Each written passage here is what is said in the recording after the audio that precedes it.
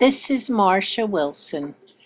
I'm an artist working in clay, and I'm making Red Riding Hood and the Wolf. This is going to be fast because it's such a long video. Can you see that I'm starting out with clay? I'm using something called paperclay that I bought in Lodi at the Ceramic Center. And somebody told me that hollow forms work better than solid ones. So, as you can see, I'm trying to make hollow forms, but since the clay is soft, I'm stuffing it with paper so that I have, so it doesn't collapse. And I use sticks that I bought at the dollar store. They're like barbecue skewers to stick through things to kind of hold things up. And I've got this going at 4 times the normal speed because otherwise this is a very long video. So, as you can see, I'm working away. I'm at the Clay Art Center in Port Chester, New York, which is the most wonderful place in the world. I just love it there. I do independent study where you pay by the month, and you get to work in this wonderful room with other artists who are independent study artists, and you have the facilities there of the glazes and the kiln and the clay and the tools and the space. This is just a fabulous opportunity for me. When I started this, I wasn't sure what kind of animal I was making. I started with the body of the critter. I didn't know whether it was a dog or a horse when I began. But then I realized it was more like a dog.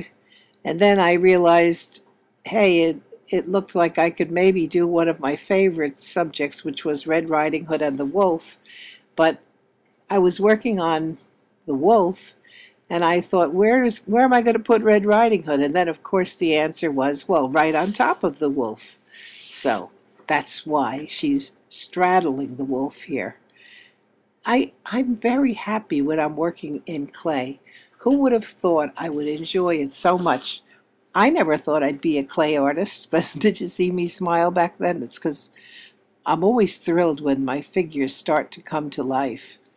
And obviously Little Red Riding Hood is coming to life there. See how cute she is?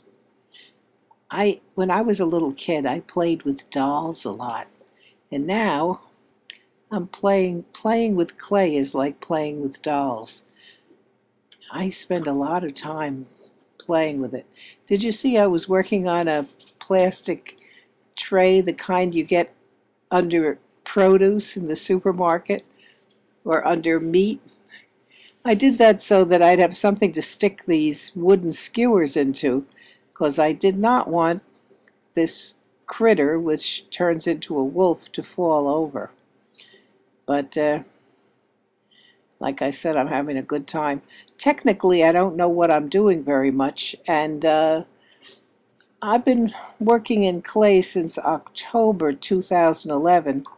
I had done it before, but many, many years before. And I never did very much in clay. So, as I said, I don't know what I'm doing. And I'd say I have an 80% failure rate of things exploding in the kiln. It's probably because I'm so impatient, I don't wait for things to dry out. But I keep doing it anyway because I'm really having a good time. Paperclay is new for me. One of the other artists suggested I try it. It's supposed to be strong, not stronger, I don't know. It's supposed to be more durable in terms of, well, I really don't know what it is. It's supposed to be stronger, but then again, it's not stronger. I don't really know. But I'm working in paperclay, and I'm going to see how this works out. And somebody else told me to try and wax over the thin parts of the clay when I'm finished so it'll dry more slowly. Apparently, when things dry slowly, that's a good thing also. Well, this video is going on a little bit long. I think I'm getting a little boring. Oh dear. I've got it going 4 times faster. What can I do to speed it up? Maybe I should tell you why I got started in clay. Well, I'm 74 years old. My boyfriend is 78. So he had a little stroke in October of 2011. I called him up and he said he was confused. So I called 911 and we took him to the hospital, and the stroke was in his eye, and it went away. He just lost the vision, a very tiny part of his vision for a short period of time. But when he had that, he couldn't drive. So I had to drive him to work, which was in near Connecticut in New York State. So once I drove him to work, I thought, I'm not going back to New Jersey again. It's like an hour with traffic every way, and to go across the George Washington Bridge was $12. So I thought, I better hang out over here and see what I can find to do. So using my cell phone, I started calling around, and I called around senior citizen centers, and they told me, we lost our federal funding, so if you're not from the area of whether it was whichever town it was, Mount Vernon or Pelham, you can't hang out here, forget about it. So I started calling art schools, and the nicest one turned out to be this place called the Clay Art Center in Port Chester, New York. They suggested I come over, and I told them I need some place to stay all day, every day for 5 days a week. And I didn't want to, no classes 5 days a week. Anyway, they said, well, it's too bad you don't have a year's experience in clay at the art center because you could take independent study. But they looked at my website and heard that I had taken at least 3 classes, and I have my own kiln, even though I don't use it much. And so they agreed to let me do this. And what a wonderful thing. I can't tell you how happy I am. I think this place is magical. If I were rich, I would give it lots and lots of money. So, see how long it takes, even at 4 times. I'm just working away. The hours fly by. Now we're using still photographs. Can you see what's happening? I still didn't put a head on this critter, which I hope is going to turn out to be a dog. Although it looks like it could be a pig or a cow or anything else. Meanwhile, my boyfriend gets cataract surgery and his vision returns completely and better than ever, and he doesn't need me to drive him to work anymore. So in November he tells me I'm not necessary. But by this time I'm having such a good time at the Clay Art Center, I tell him I don't want to stop.